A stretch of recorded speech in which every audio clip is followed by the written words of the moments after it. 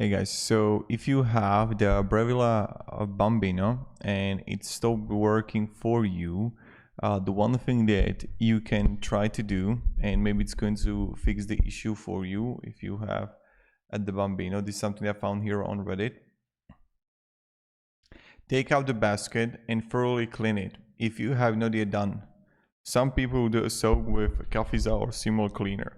So try it out, like clean it. If it like completely stop working for you, and maybe it's going to help the fix the issue. So that's something that you can try to do, and I hope it's going to help. So thank you very much for watching, and if it doesn't work out, I'm sorry, and have a great day and goodbye.